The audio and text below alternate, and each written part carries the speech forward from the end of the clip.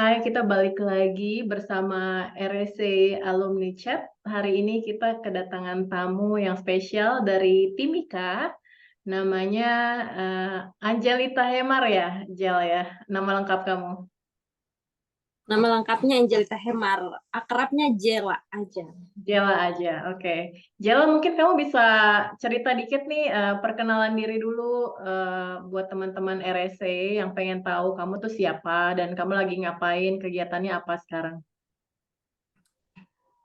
Perkenalan dulu ya, Kak.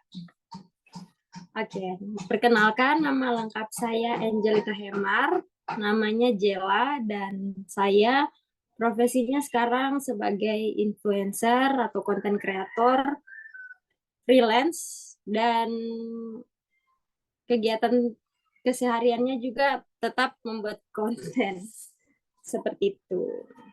Jadi Jela ini adalah salah satu murid dari kelasnya RSC yang waktu itu diadakan secara live ya, langsung di Timika bersama PT Freeport Indonesia.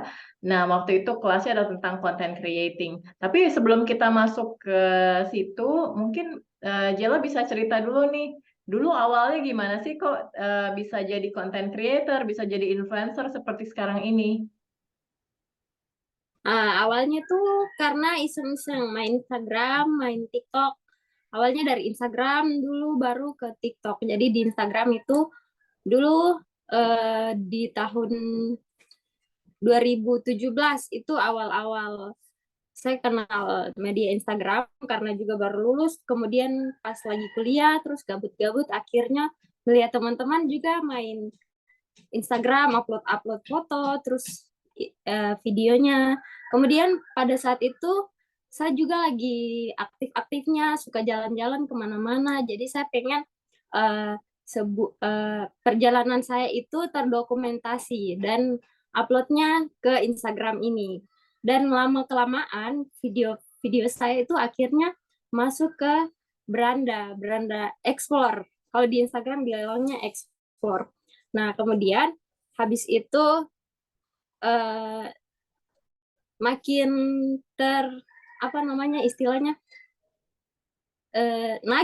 makin nagih karena viewersnya tuh naik, banyak yang like juga. Jadi saya merasa bahwa oh kalau saya post seperti ini banyak orang juga yang terinspirasi dari perjalanan-perjalanan saya waktu selama selama liburan saya memanfaatkan itu terus membuatnya menjadi sebuah konten dan akhirnya berlanjut sampai sekarang. Nah, Gitu. mungkin teman-teman yang belum tahu, mungkin Jela bisa kasih tahu nama akunnya apa di IG dan TikTok gitu. Dan juga mungkin Jela bisa cerita, Jela sekarang tinggal di kota mana dan jalan-jalannya kemana aja nih maksudnya. Oh ya, jadi dari dulu dari kuliah itu saya kuliahnya di Jogja. Nama akunnya Hemarjela untuk teman-teman yang mau kepo bisa ke akun Hemarjela di TikTok dan Instagram sama Hemar JHELA. Nah, dulu itu saya jalan-jalannya 2017 karena kuliahnya di Jogja, jadi jalannya seputar Jogja. Tapi karena Jogja itu sudah luas, banyak tempat wisata, jadi sempat pergi ke tempat-tempat wisatanya.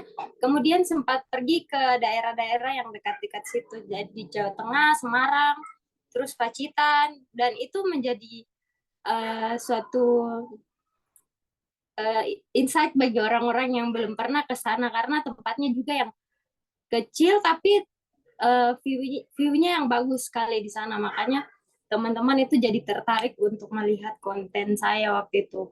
Tapi semakin ke sini, saya tuh semakin mengikuti tren dan uh, postingan-postingan orang-orang yang baru akhirnya kontennya juga kadang beralih. Jadi tidak untuk jalan-jalan saja, tapi mengikuti tren-tren apa yang baru aja di Instagram atau di TikTok.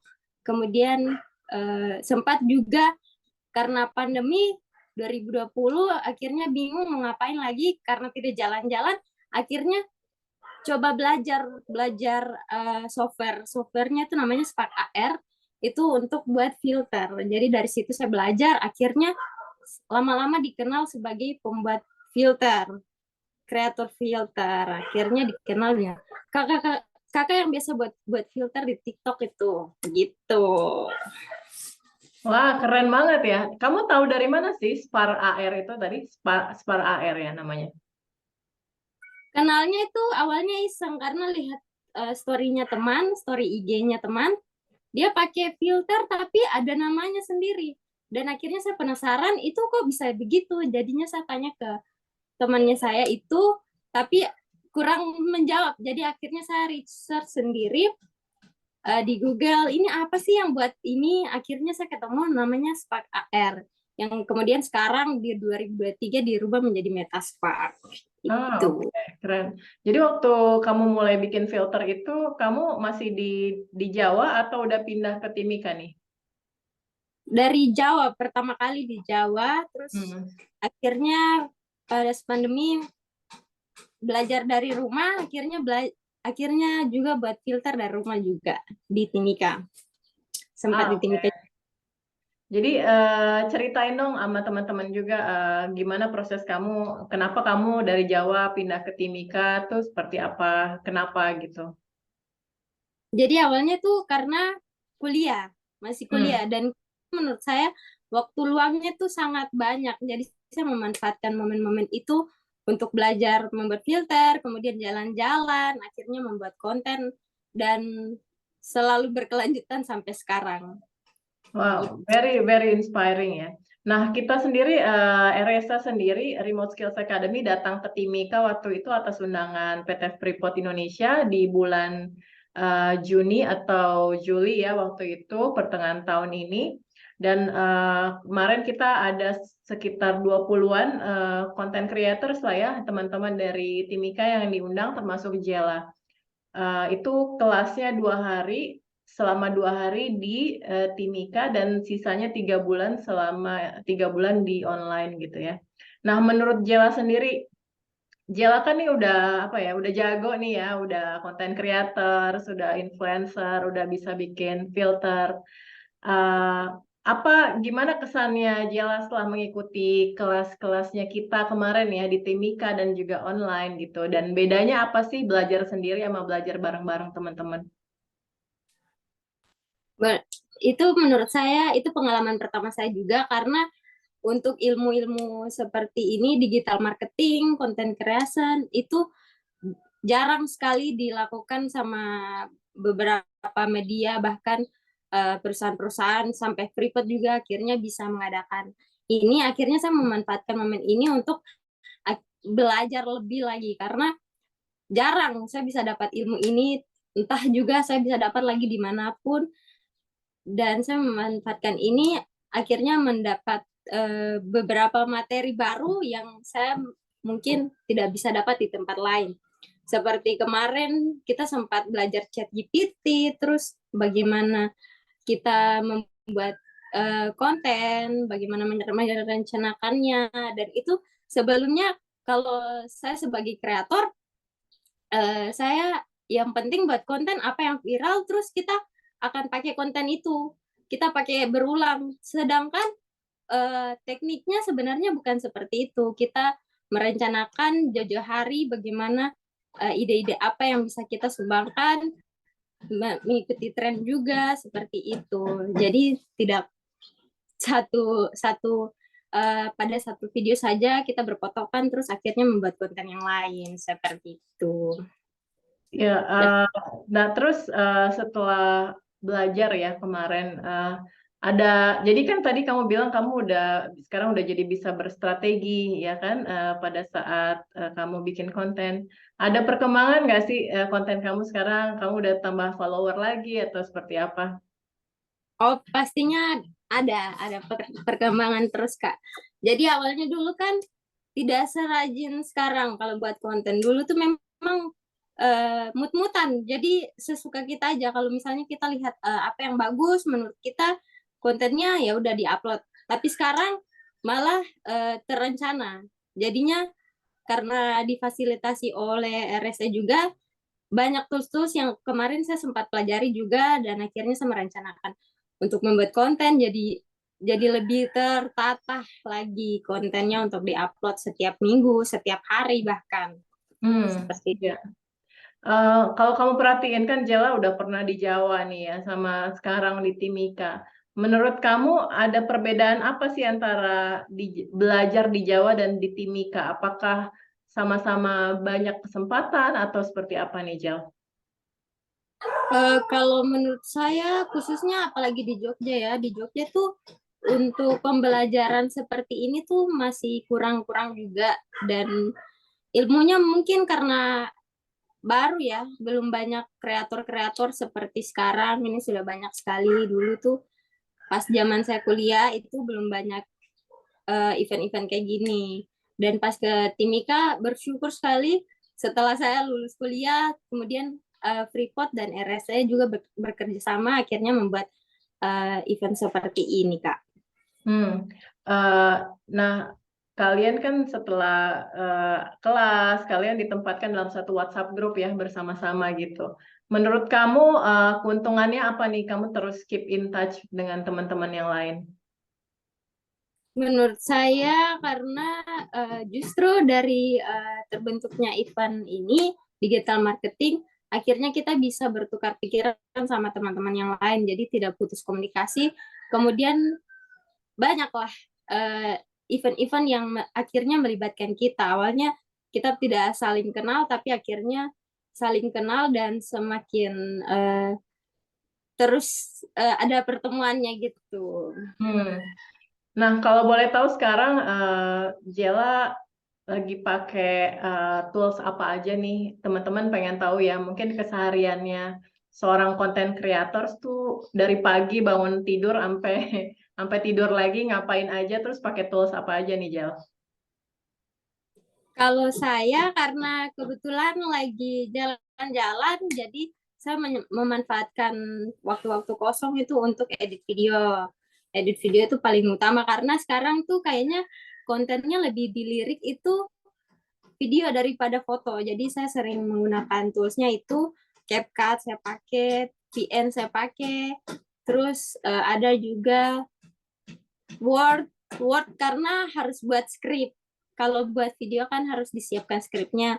Kemudian ada juga kalender. Saya masih pakai kalender juga yang di HP. Karena menentukan jadwal itu agak sulit, jadi saya masih pakai kalender. Seperti itu. Sejauh ini kayaknya cuma itu deh. Oh, ada Canva juga. Oke. Nah, Jel, apa sih plan kamu ke depannya nih?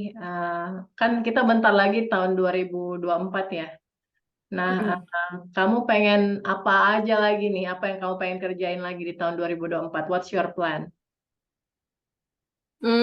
Sejauh ini target saya masih di followers, jadi saya bakalan membuat konten yang lebih menarik lagi, yang lebih unik lagi, dan menginspirasi pemuda-pemuda di Timika sih khususnya karena masih banyak menurut saya masih banyak di Timika tuh yang sebenarnya bisa membuat konten seperti yang saya bikin, mungkin lebih apa ya, lebih kreatif, cuman kurang biasa saja seperti itu.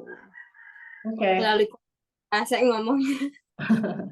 Ya, terakhir nih, Jel, apa pesan-pesan kamu buat teman-teman yang juga tinggalnya di kota-kota yang ini ya, lumayan kecil kalau dibandingkan Jakarta atau Surabaya gitu. Apa pesan kamu buat teman-teman di kota-kota kecil ini agar bisa berkarya juga seperti kamu? Tidak, kalau menurut saya yang menjadi masalah utama untuk orang-orang yang tinggal di daerah kecil gitu, itu karena mereka tuh terlalu mendengar omongan orang. Ketika kita mulai berkarya, kita tidak usah pentingkan omongan orang. Karena omongan orang itu justru yang menjatuhkan mimpi-mimpi kita. Sebenarnya harus mulai saja dulu. Mulai saja dulu. Tidak penting device-nya apa, tidak penting eh, apa ide-ide besar. Mulai aja dulu dari yang kecil dulu.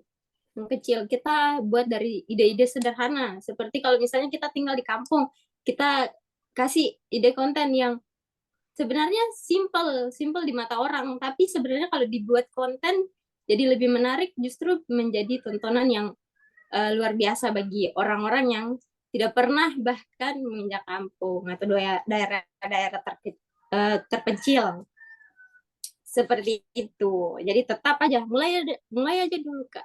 Seperti itu, Kak. Coba coba deh kamu sekarang kan buat tadinya buat semua teman-teman di kota-kota kecil lainnya ya. Mungkin kamu bisa ngomong dalam bahasa Timika nih, khusus buat teman-teman di Timika, pesan yang tadi juga, tapi pakai bahasa Timika, coba deh. Gimana ya? Pokoknya buat kamu yang di Timika atau kamu yang di daerah-daerah kecil, tidak perlu menghiraukan orang-orang lain punya omongan. Yang penting kamu mulai saja dulu apa yang kamu pengen rencanakan ke depan. Itu harus dari kita sendiri dulu. Kita sendiri yakinkan kita berdiri sendiri, baru kita bisa buktikan ke orang-orang kalau kita juga bisa berkarya di kita daerah sendiri. Seperti itu. Yeay. Thank you banget ya Jela atas waktunya. Kita seneng banget ngobrol-ngobrol sama kamu dan juga sama teman-teman lain. Semoga bermanfaat dan menginspirasi kalian juga ya. Thank you Jela. Have a good day for you.